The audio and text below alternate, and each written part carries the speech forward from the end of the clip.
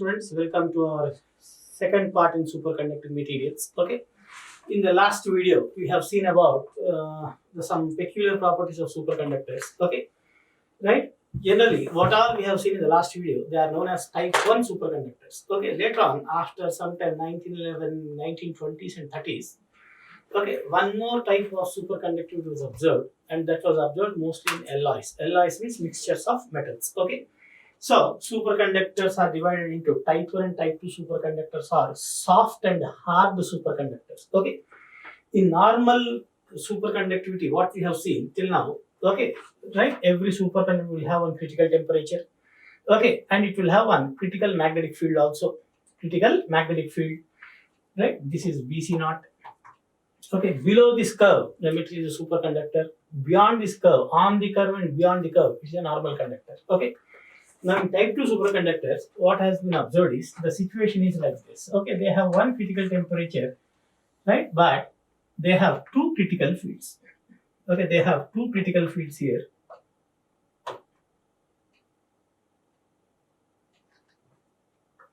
They have two critical fields here, like this. Okay, right? And they can exist in what you call three different states. Normal type 1 superconductors, they behave only, they can exist only in two states. Okay. Below TC, below BC, they are superconductors, right? Above TC or above BC, they are normal conductors. Means they can exist only in two states, either superconductor or normal conductor. But type 2 superconductors, which are mostly alloys, are found to exist in three different states. Okay. They have one critical temperature only, but they have two critical magnetic fields. Okay. Right now, for BC1, for B less than BC1, they are, okay, they are what you call superconductors like type 1. Like type 1. Like type 1. Okay. Right? For B less than BC1, they are superconductors like type 1. Means, say BC1 is 500 Gauss. Okay, the critical field to destroy my superconductivity is 500 Gauss magnetic field. Okay, when I apply 100 Gauss, 200 Gauss, 300 Gauss magnetic field below critical temperature, what will happen? It behaves like a superconductor. Complete Meissner effect it shows. Okay, Meissner effect it shows. Complete Meissner effect means it won't allow even a single magnetic flux line to pass through. Means perfect diamagnetism is exhibited, and zero conductivity is also exhibited. Okay, a perfect conductivity is also exhibited, and perfect diamagnetism, okay, is also exhibited. Means there is no difference between type 1 and type 2 below BC1. Okay, above BC2, for B greater than BC2 also, right? There is no difference. They are normal conductors like type 1 only. Like type 1. Okay, means beyond BC2, okay, or beyond critical temperature or beyond BC2, they behave like normal conductors only. They allow then complete magnetic flux to allow pass through it. There is no difference between type 1 and type 2 superconductors. The difference between type 1 and type 2 superconductors comes in what is known as between BC1 and BC2.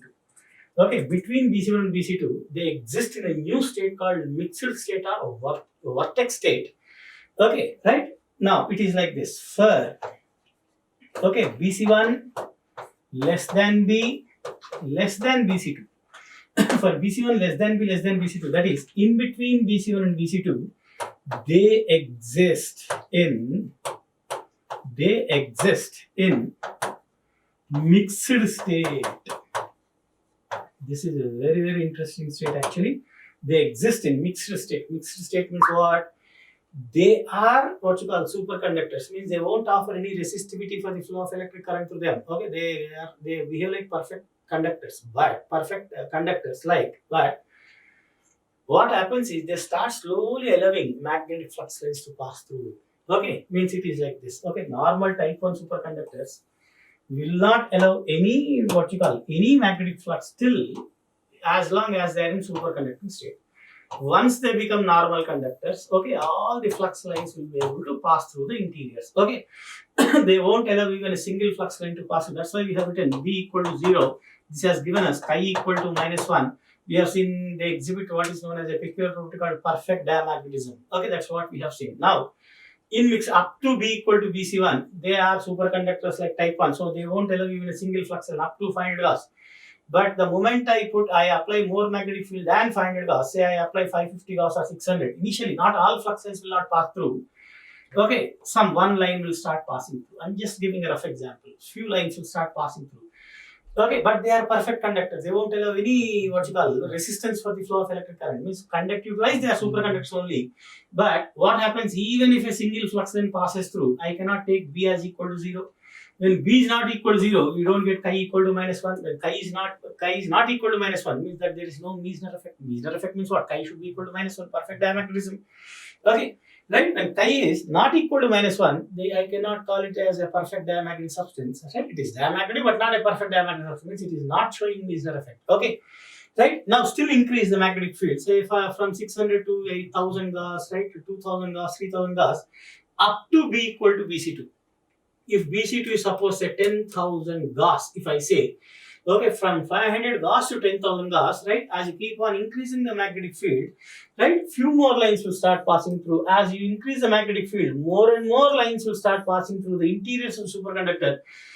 Okay, in the interiors of that material, it remains like a superconductor. Only thing is, it is no longer a perfect diamagnetic substance. It will not show Meissner effect. It will not show Meissner effect. Okay, that's why now it is existing in a mixed state, we call. Okay, it is allowing flux line just like a normal material, but it is offering no resistivity, no resistance at all for the flow of current. Okay, so this is known as mixed state or vortex state. Means what? In mixed state, right, type 2 superconductors do not show Meissner effect. Okay, right, type 2 superconductors do not show Meissner effect. Many questions keep on coming in competitive exams. Okay, type 1 type 2 superconductors, they show Meissner effect always. They do not show Meissner effect at all. They do not show Meissner effect in what you call. They show Meissner effect only in mixed state. They do not show Meissner effect in mixed state. Like that, questions will come, right?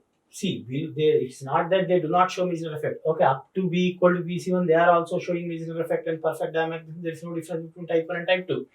Okay, beyond BC2, they are behaving like normal conductors. There is no difference between type 1 and type 2. The difference between type 1 and type 2 comes between BC1 and BC2, where they are superconductors but will not show Meissner effect. Means type 2 superconductors do not show Meissner effect in mixed state. Okay, right? This is type 2 superconductor. Now, advantage of what is type 2 superconductor? Type 1 superconductors are only useful in physics laboratories. That's all. Okay, they don't have much practical significance. Okay, right, except in physics labs for people to get PhDs, right?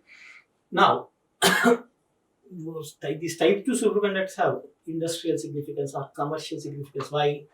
BC2 is very much greater than BC1.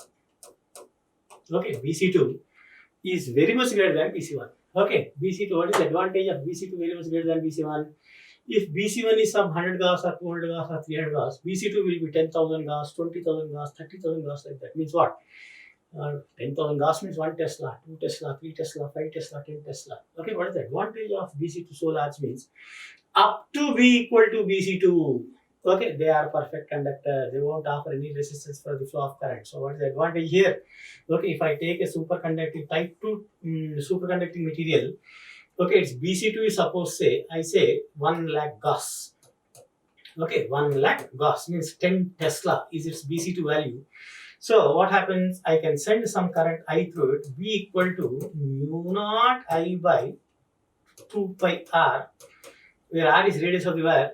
Okay, right, till V equal to 10 Tesla. Okay, 10 Tesla is a tremendously big magnetic field. Okay, 10 Tesla means 1 lakh Gauss is a very huge magnetic field. Okay, so what happens? Up to B equal to that value, it remains like a superconductor. It won't allow current to pass through.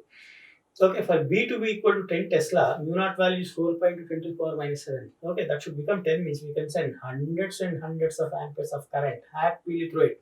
Okay, without any resistance. Without any resistance. That's the advantage of type 2 superconductor. That's why they are wound into solenoids. Okay, they are wound into solenoids. Okay, right, to produce tremendously big magnetic field, tremendously huge magnetic fields. Okay. Right, type 2. What is the disadvantage with type 1 superconductor? Type 1 superconductor critical field is very less, some 100 Gauss or 200 Gauss. Okay, even if you send some milliamperes of current or at the most 1 ampere current, the corresponding field on the surface of the wire will become equal to its critical field.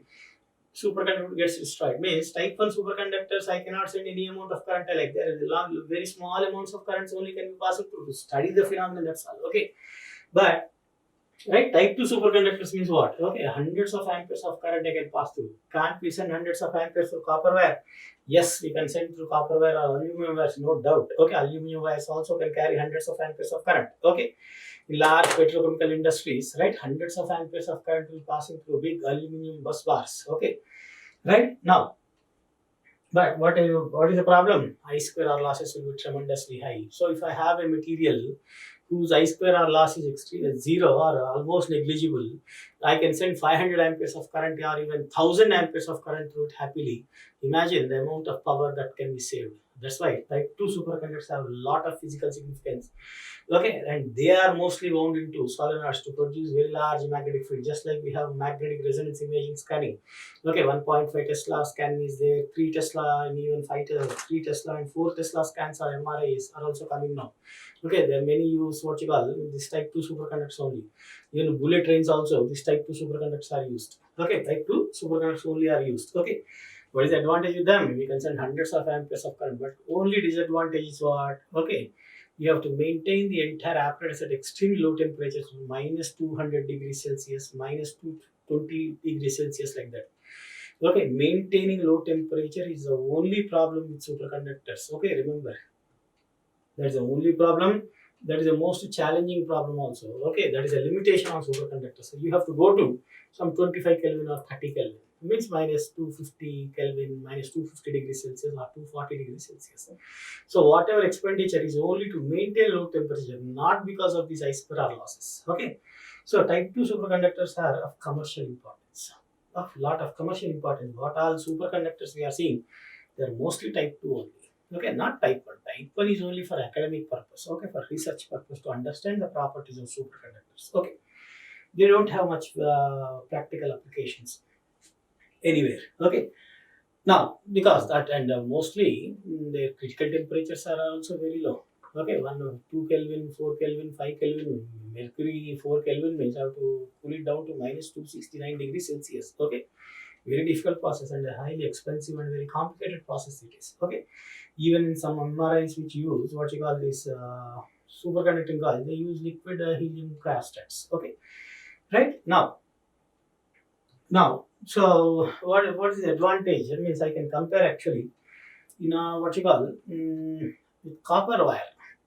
Okay, if I want to produce 50 Tesla magnetic field, okay, 50 Tesla magnetic field means I have to send some thousands of amperes of current in order to have that. When you send what you call that many thousands of amperes of current, the power requirement is around 22 megawatts.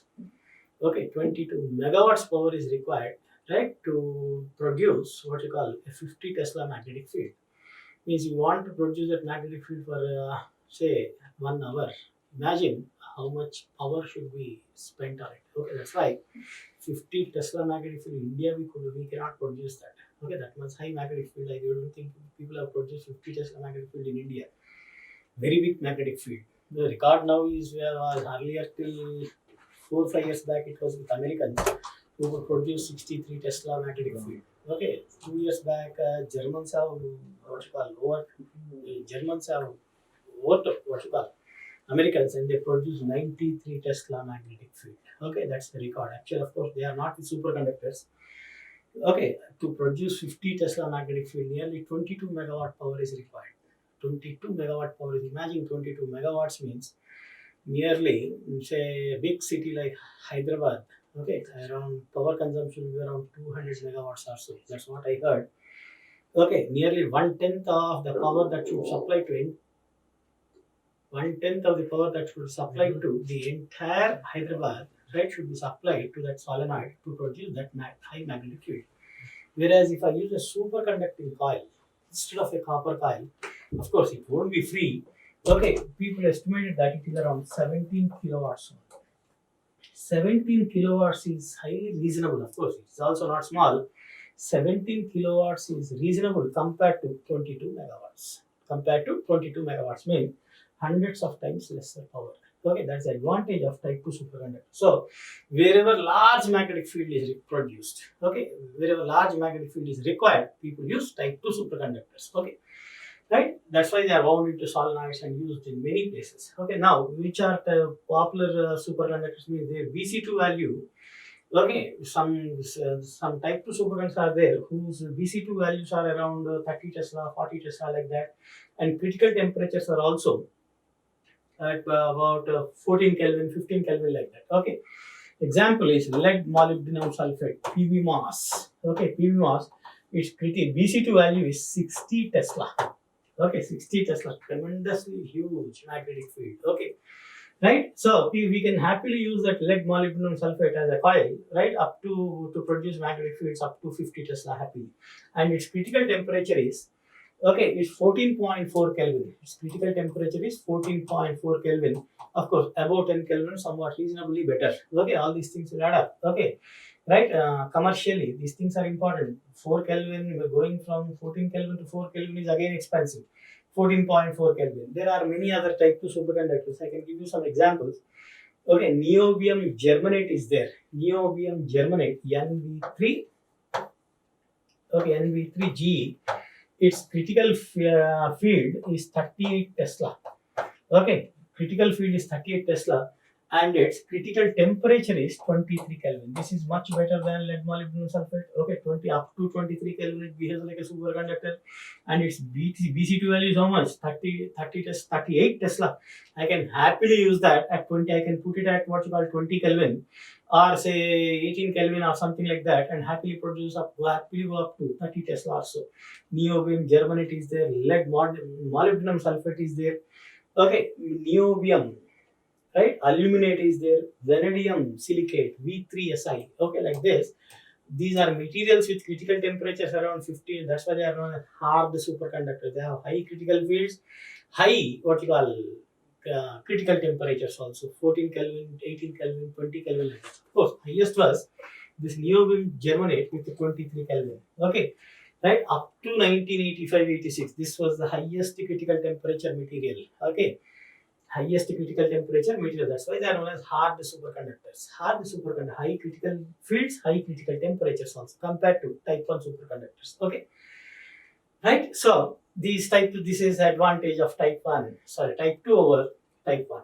Okay, so now there is one distinction between type 1 and type 2 as far as magnetization is concerned. For type 1 superconductors, we have chi equal to, right, m by h equal to, right, minus 1. We got m bar by h bar equal to minus 1. So if I draw a graph of minus m bar versus h, minus m bar versus h, it should be a straight line passing through origin, y equal to mx form. Okay, minus m equal to h. That is, it is a straight line like this. It is straight line. Up to what point? Okay, it's a type 1 superconductors. Type 1 superconductors have one critical field Hc, Bc or Hc. Okay, up to, right, what you call that Bc or Hc value, it behaves like a superconductor. Okay, as long as it is superconductor, it is a perfect diamagnetic substance. Minus m is equal to h. So it is a straight line passing through. This is the type of the curve we can expect we get for type 1 superconductors. Whereas type 2 superconductors, what is happening? They have two critical fields. Okay, I can call this what you call, in terms of h, I'll write those two critical fields as lower critical field Hc1 and upper critical field Hc2. Up to h equal to Hc2. Up to h equal to Hc2. They are also like type 1 only. They are also like type 1 only. So for them also, Meissner effect, complete Meissner effect is observed. Minus m equal to h. So their curve also will come like this. Okay, but up to what point? Up to h equal to Hc1. Okay, up to Hc1. Okay, beyond Hc1, what is happening? They are slowly allowing what you call magnetic flux lines to pass through. They are slowly allowing magnetic flux lines to pass through. Chi is no longer minus 1, so m value keeps on, minus m value keeps on decreasing. Minus m value keeps on decreasing. Okay, it decreases like this gradually. Okay, decreases like this.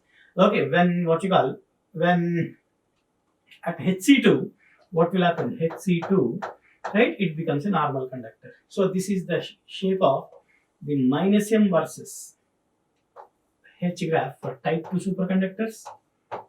For type 2 superconductors. Okay, this is for type 1 superconductors.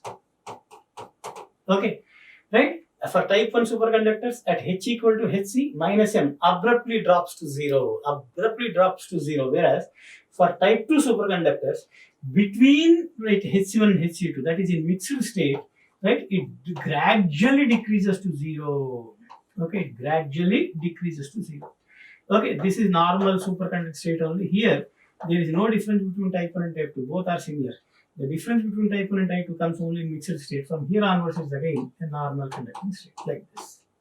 Okay, this is the difference between magnetization curve, difference between type 1 and type 2 superconductors. Okay, these were type 1, which where it abruptly becomes 0 at Hc, whereas in type 2, it gradually reduces to 0. It is not a triangle, actually, the curve will be like this. The curve will be, this curve is like this. Okay, it gradually reduces to 0. Gradually reduces to 0 in mixed state.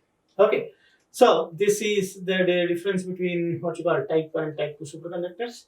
Okay, type 2 superconductors are of industrial or practical importance. Okay, because of their high critical fields and high critical temperatures. Okay, next there are some points. Okay, which I'll write one by one.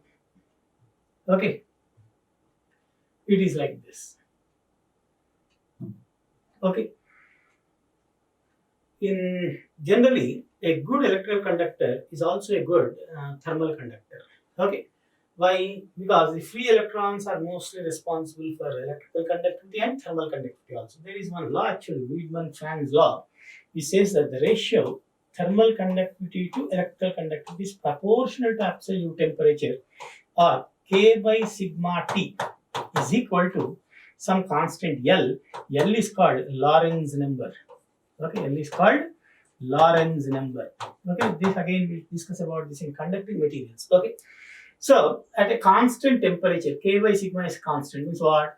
A material which is an excellent electrical conductor will become an excellent thermal conductor. That's the reason why silver is the best electrical conductor, the best thermal conductor also.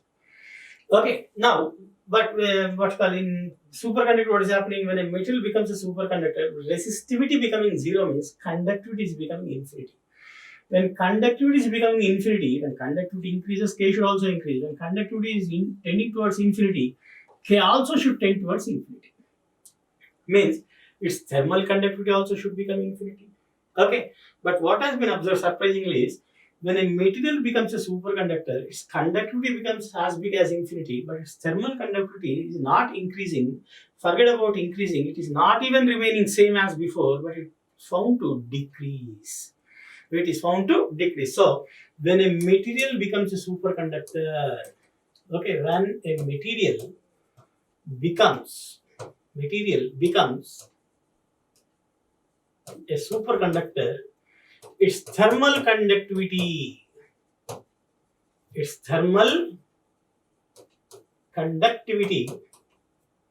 decreases. Thermal conductivity decreases. Okay, right?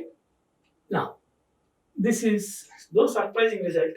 Okay, normally when electrical conductivity increases, thermal conductivity also should increase.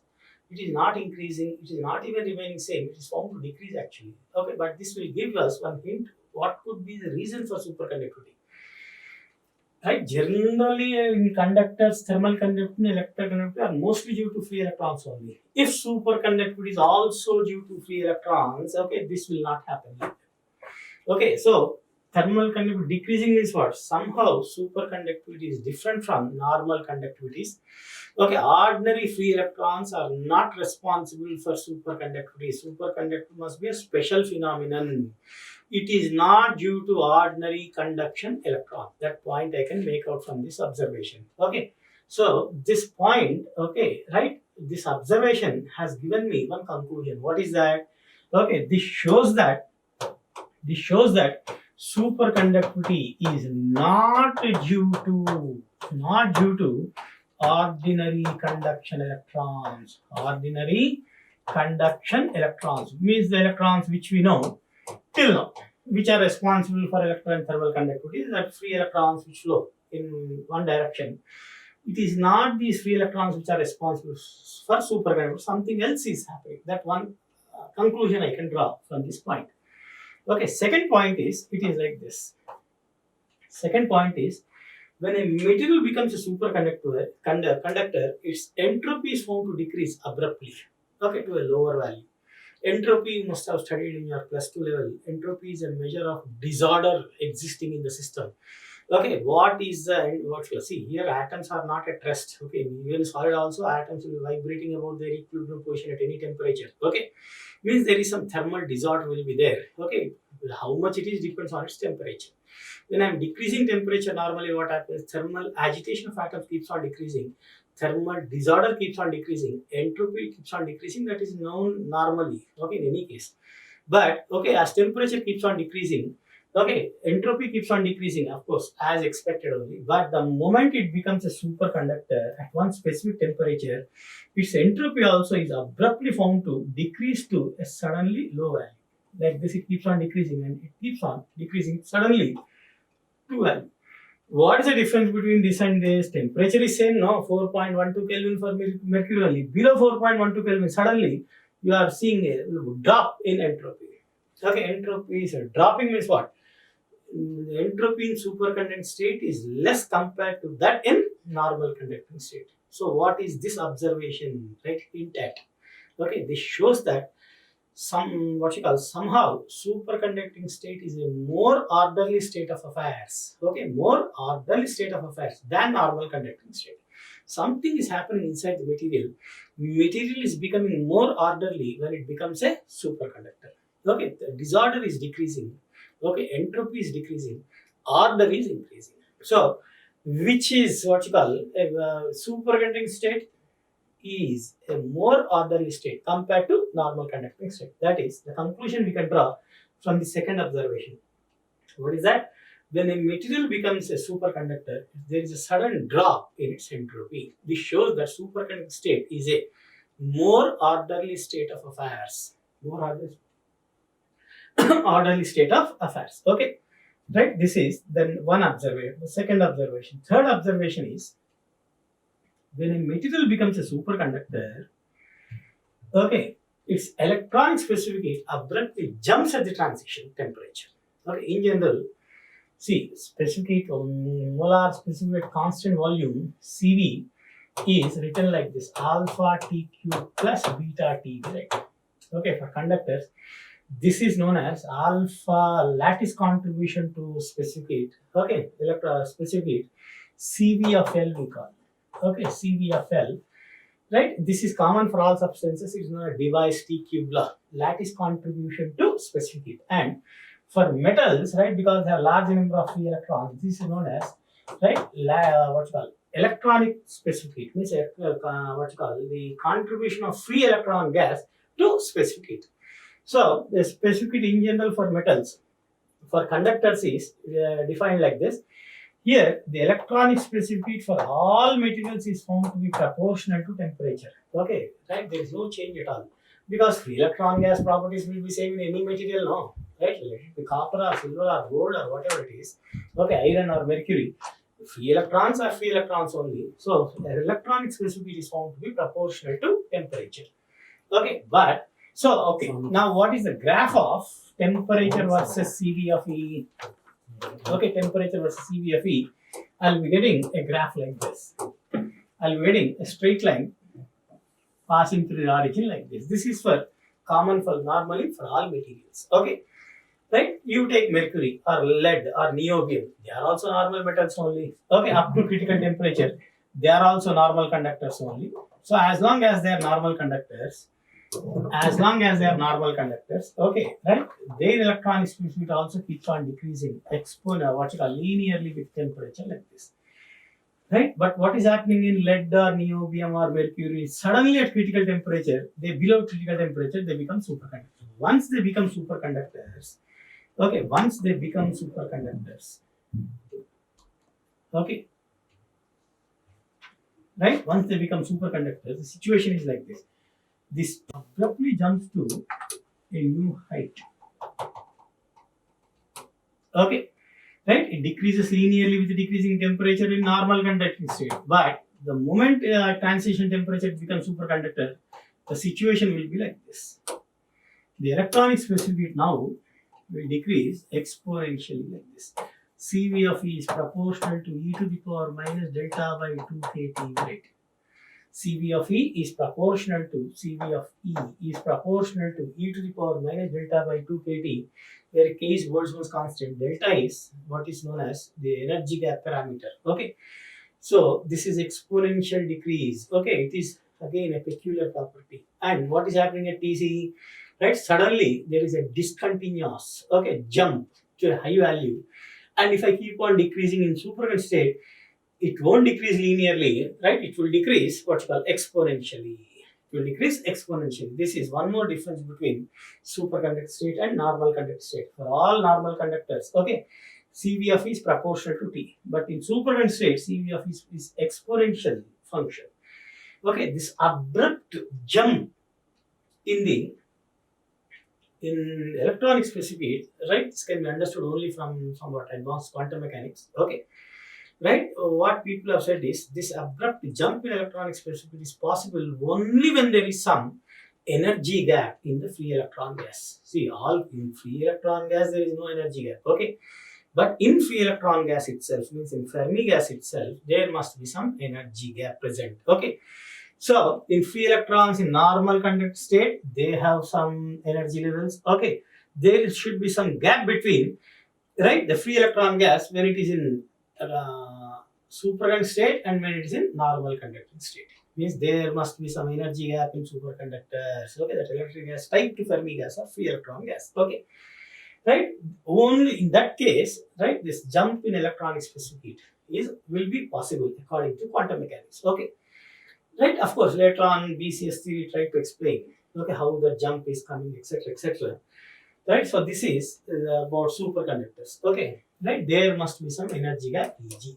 How much is that energy gap? Okay, that this energy gap is different from that normal semiconductors conduction band, valence band energy gap of 1.1 electron volts, 0.7 electron volts. No, okay, that is between valence band, conduction band. This is if in conduction band only there is some energy gap. Okay, in conduction band only, that's type to free electron gas only, there is some what you call energy gap. Okay, whereas in semiconductors, energy gap is approximately 1 electron volt. Okay, this energy gap is only about 10 to the power minus 3 to 10 to the power minus 4 electron volts. Means around 1 milli electron volt. Okay, 1 milli electron volt or 0.1 milli electron volts, like that. Extremely small energy gap will be there. Okay, right? This energy gap in superconductors is very small, 1,000th of an electron volt, around 10 to the power minus 3 to 10 to the power minus 4. Means the order of milli electron volts. It is of the order of milli electron volts. Okay, and it is not between valence band electrons and conduction band electrons. It is in free electron gas only. This energy gap will be present, and this energy gap is equal to Eg equal to 0 at T equal to Tc. Okay, at critical temperature, energy gap will not be there. Why? At T equal to Tc, temperature itself will make it a normal conductor. Once it becomes a normal conductor, no energy gap, nothing. Okay, energy gap increases with the decreasing temperature, and Eg equal to, right, maximum at T equal to 0 Kelvin. Okay, this energy gap is maximum at T equal to 0 Kelvin. Okay, right. So these are some observed points about superconductors, and there is one more effect observed in superconductors, namely isotope effect. Okay, isotope effect we call.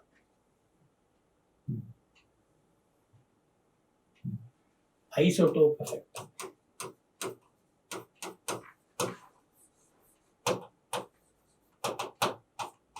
Isotope effect. Okay.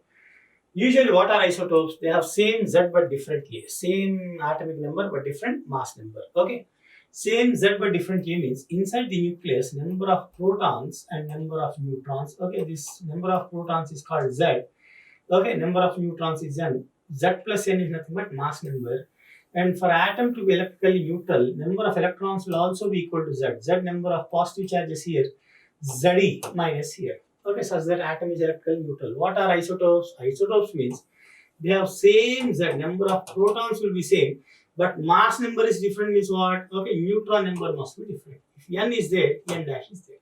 But because only Z protons are there, there will be Z electrons only, and all the chemical, optical, electrical properties are due to electrons only. Nucleus has nothing to do with any of the properties we study usually. Okay. Unless we go into nuclear physics, we don't have to bother about nucleus at all. Okay, except what you call the effects of nucleus on what you call the electron cloud is very negligible. In highly sensitive what you call cases only we consider nuclear effects. Okay, like hyperfine structure in what you call spectroscopy, etc. Right? Otherwise, we don't talk about the nucleus. Okay. And usually, you take silver is the best conductor. Any isotope of silver is also a best conductor. Gold has 29 isotopes, out of which 28 are what you call radioactive. Okay, they are unstable. Only one isotope is stable. Okay, beyond people are running after that. What you call one isotope only, gold. Okay, any isotope of gold will be a good conductor only. Okay, because conductivity has some thermal conductivity or electrical conductivity or optical properties, everything is due to electron, nothing to do with the number of neutrons inside the nucleus. But what has been observed is in superconductors, as the isotopic mass capital M increases, means as number of neutrons inside the nucleus increases, okay, right? Critical temperature is found to vary as M to the power alpha into Tc equal to constant. M to the power alpha into Tc equal to constant. Okay. Right, this alpha for most of the elements is about found to be approximately equal to 0.5. Of course, there are some elements with 0.3, 0.4 also, but mostly it is approximately 0.5. That's why in most of the materials you will find this as root m into Tc equal to constant. Okay, that approximately you can write that way. Okay, because for most of the elements alpha is around very close to 0.5. But actually it is m to the power alpha into Tc equal to constant. Okay, means what? As the isotopic mass m increases, critical temperature decreases. The best example is observed in mercury only. Okay, mercury has two isotopes, Hg 199 and Hg 204. Okay, as the isotopic mass m increases, critical temperature should decrease. Okay, the critical temperature for this one is 4.12 Kelvin. Whereas not much difference, of course. Okay, it is 4.16 Kelvin. That's why most of those, what is the critical temperature of mercury? They approximately rated as 4.2 Kelvin. Okay, so what is happening here as the isotopic mass M increases, critical temperature is found to decrease. Okay, what is the significance of this observation? Clearly shows that superconductivity is not due to ordinary conduction, ordinary electrons. It is not only due to electrons, because somewhere inside the nucleus, as the neutron number, that is nuclear mass increases, critical temperature getting affected, means what? Right? If superconductivity is due to electrons only, it is purely due to electrons only, just like normal conductivity, normal electron conductivity, this isotope effect would not have been there. This isotope effect clearly shows that in superconductivity nucleus, that is the lattice itself, must be taking some part, also must have some role in it. So what is from this observation, what is the what you call the important point which could get? Okay, right? In superconductivity is not simply due to electrons. Lattice also must have some role to play in superconductivity. Okay, later on, this concept has led to what you call known as electron lattice electron interaction. Okay, scientist, a German physicist called Froelich. Okay, he said one electron interacts with another electron. Okay, with the help of intermediate lattice.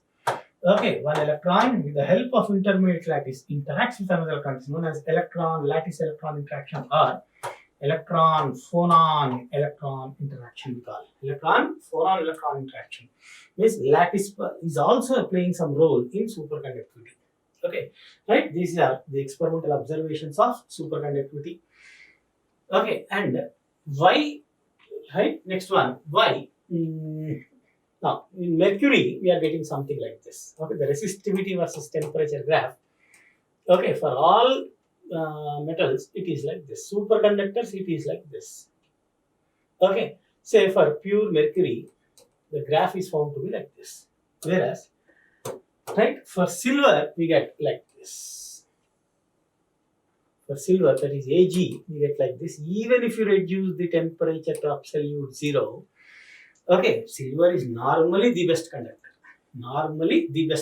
So mercury is the conductivity wise, mercury ranks around 45th or 46th place compared to silver. Silver is number one. Okay, all India first ranker.